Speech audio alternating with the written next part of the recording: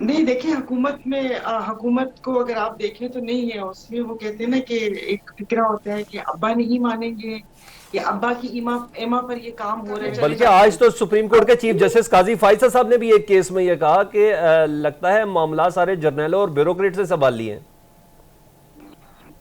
आज ये उनको नहीं समझ आ रहा, वो भी एमक्यू और जमात इस्लामी की तरह बयानात दे रहे हैं वेलकम कि भाई। एक समझ तरफ नहीं। जहां हुकूमत आईनी तरमीम करके पूरी कोशिश कर रही है कि किसी भी तरीके से सुप्रीम कोर्ट की मखसूस नशस्तों पर अमल दरामद नहीं होने देना, वहीं आज अगले अपकमिंग चीफ जस्टिस साहब जो हैं मंसूर अली शाह साहब, उन्होंने अपने एक हुक्मनामे में हुकूमत को खबरदार किया है और सुप्रीम कोर्ट में नेशनल बैंक की 11,000 पेंशनर्स को पेंशन की अदम अदायगी के मामले पर यह केस था।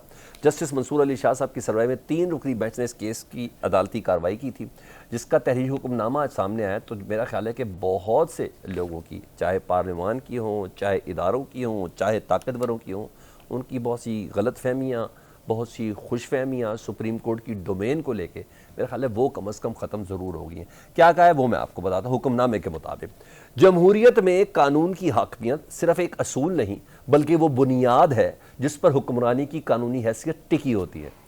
सुप्रीम कोर्ट को बतौर एपेक्स कोर्ट के आइनी तशरी, एक चीज़ जो कहा जाता है कि सिर्फ आइनी तशरी के लिए सुप्रीम कोर्ट ने कहा नहीं, बतौर एपेक्स कोर्ट के आइनी तशरी इंसाफ की फराहमी, यानी 13 जनवरी के फैसले की मिसअंडरस्टैंडिंग फ्रॉम इलेक्शन कमीशन भी शामिल है। जी, आइनी तशरी, इंसाफ की फराहमी और आइन पर अमल दरामद का इख्तियार हासिल है।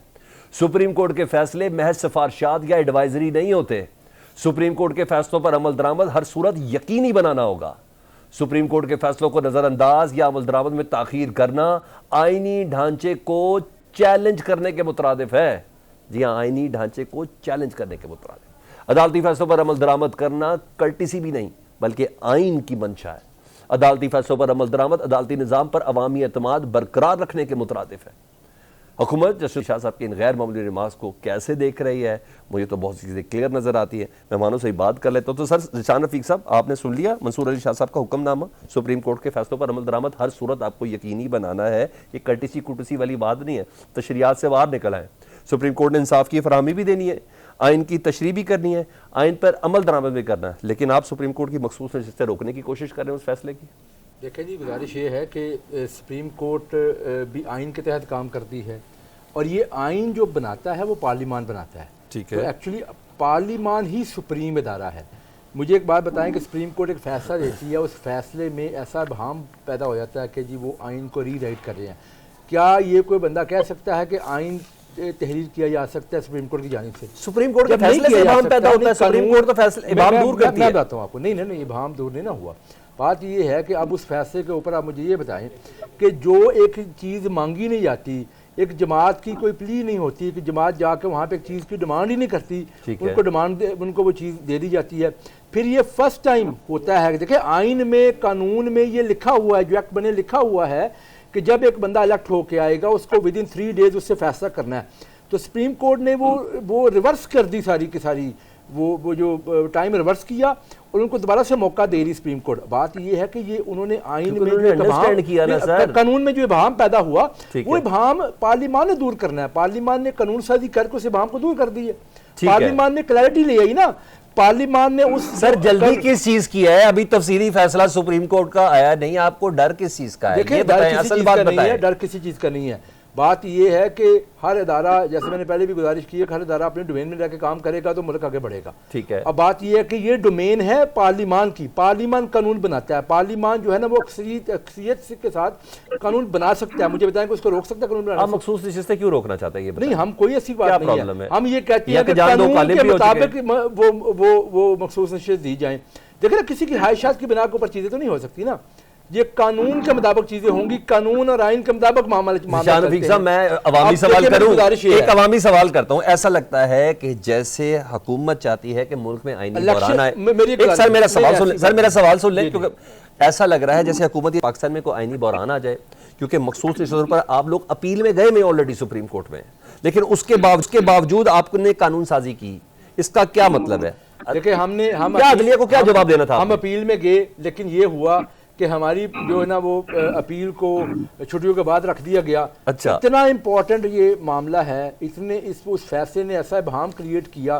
सुप्रीम कोर्ट को चाहिए था कि फौरी तौर पे इसकी वो उसको फिक्स करके उसको जो अभाम थे वो क्लियर किए जाते, लेकिन जब उन्होंने नहीं किया तो पार्लियामान ने अपना एक जो इख्तियार था इस्तेमाल किया, ने उस अभाम को क्लियर किया है, उसको क्लैरिटी लेके आई है कि ये एक्चुअली जो एक्ट बना था, जो आइन की मंशा है वो ये थी कि वो इस तरह से चीज़ें होंगी, और वो चीज़ दोबारा से पार्लियामान ने उसको किया। अब देखें, बात सुने, फैसले आइन और कानून के मुताबिक दिए जाते हैं। ठीक है, फैसले मुझे बताएं हाई शर्त की बिना पे नहीं आप दे सकते ना, आप अपने तो 8 जजेस ने आइन और कानून के मुताबिक फैसला नहीं दिया, बिल्कुल नहीं दिया गया ना, ये तो हम कह रहे हैं ना। देखें, वो जो फैसला आया है उस फैसले के अंदर हमें एतराज है। देखें, जब फैसला आ जाता है फिर वो पब्लिक प्रॉपर्टी है, आप उस पर एतराज कर सकते हैं। हमारा एतराज ये है कि उसमें आपने कानून की मंशा थी कि जिसमें बड़ा क्लैरिटी से लिखा हुआ है कि एक बंदा इलेक्ट होकर आता है, वो विद इन 3 डेज जो है ना अपना फैसला करेगा कि मैंने किस जमात में जाना है। ठीक है, सारा बानो साहबा दोबारा से मौका दिया जा रहा है, नहीं है। जस्टिस मंसूर अली शाह साहब का आपने एक केस में हुक्मनामा भी सुना, क्या आपसे किसी सवाल की गुंजाइश है कि आप बताएंगी कि ये करना क्या चाह रहे हैं? ऐसा लग रहा है कि जैसे हुकूमत चाह रही है कि कोई आईनी बहरान आ जाए। नहीं, देखिए, हुकूमत को अगर आप देखें तो नहीं है उसमें। वो कहते हैं ना कि एक फिक्रा होता है कि अब्बा नहीं मानेंगे या अब्बा की एमा पर ये काम हो रहा है। मतलब खुद देखें, बार बार एक फिक्रा बार बार दोहरा के मैं भी तंग आ चुकी हूँ कि जब एक रावलपिंडी कमिश्नर के बयान के ऊपर ये सब मिलजुल के हुकूमत बनाने पे तैयार होंगे, इनका क्या है? सबसे बड़ी बात, जैसे अभी कहा कि जो बंदा, वैसे तो हम इस पार्लियामेंट देखें बंद तो गई है, लेकिन वही बात है कि फिर फॉर्म 45, 47 और फिर जो हमारे साथ हुआ, तो ये तो हुकूमत जबरदस्ती बनाई गई है ना कि कहीं की ईंट और कहीं का रोड़ा मिलाकर भानुमति ने एक कुंभा जोड़ा है। दूसरा कि पार्लियामान से लेजिस्लेशन होती है, पार्लियामान से, तो भाई पार्लियामान तो पहले 16 माह और अभी जो टेन्योर टाइम गुजरा है, मुझे तो पार्लियामान यरगमाल नजर आई है। आपका खैमा आपके हाथों से जा चुका है, अब आप कोई दूसरा गबी सा ऊंट ढूंढ के उसके कांधे पर सवार होकर पार्लियामान यरगमाल हो चुकी है। यहाँ पर कोई फैसले, अगर आप ये समझते हैं कि इन सब की, वो कहते हैं ना कि एक एक नस दबाई हुई है, जहां थोड़ा सा प्रेशर बढ़ाना होता है उस नस पे अंगूठा रख देते हैं और ये लेजिस्लेशन करने चले बल्कि आज तो सुप्रीम कोर्ट के चीफ जस्टिस काजी फाइजा साहब ने भी एक केस में यह कहा कि लगता है मामला सारे जर्नलों और ब्यूरोक्रेट से संभाल लिए हैं। आज उनको नहीं समझ आ रहा, वो भी एमक्यू और जमात इस्लामी की तरह बयान दे रहे हैं कि समझ नहीं आ रहा है कि इस तरफ के बयान है, उस तरफ के बयान है। भाई, जिस वक्त आप असेंबली में आकर और आप इन सियासतदानों के साथ बैठे थे और फिर आपने सुनहरी अल्फाज कहे थे कि मुझे नहीं पता था यहाँ पर तकरीरें होंगी।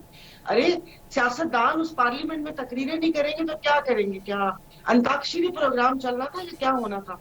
तो अब देखिए, अब मुझे नहीं पता। मैं आपको एक बात बताऊं, जब इस किस्म के बयानात या चीजें आती हैं तो आप मेरी राय मुझसे मांग रही हैं, तो मेरी राय है कि मैं नहीं समझती कि यहाँ पर कोई बंदा अपनी राय या अपनी सोच समझ से ये फैसले देता है। ये मुख्तलिफ मतलब वो होता है ना कि कभी एक नस दबाई जाती है, कभी दूसरी नस दबाई जाती है। तो बिलावल साहब की कोई नस दबी आज?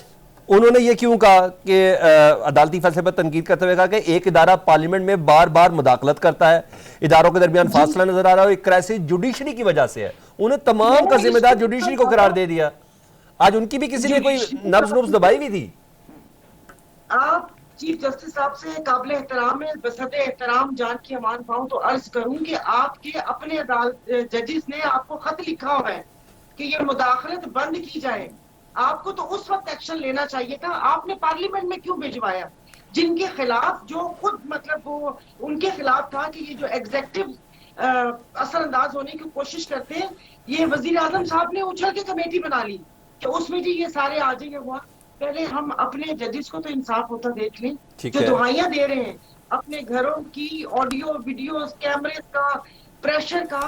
देखिए, मुझे किसी ने बताया था कि जस्टिस क्यानी साहब के दौर में एक उन्होंने उन दिनों एक लेटर काफी कोर्ट्स में गया था और उसके जो मतन था मैंने अपनी आंखों से पढ़ा था कि उसमें जो लिखा हुआ था वो है किसी हमारे जो जस्टिस थे उनके बेटे के पास कि अगर कोई आता है तो आप उनको इज्जत दें, लेकिन अगर आप पर असर अंदाज होने की कोशिश करें तो लफ्ज था किक देम आउट। ठीक है, ये तो इतनी चीज को मैं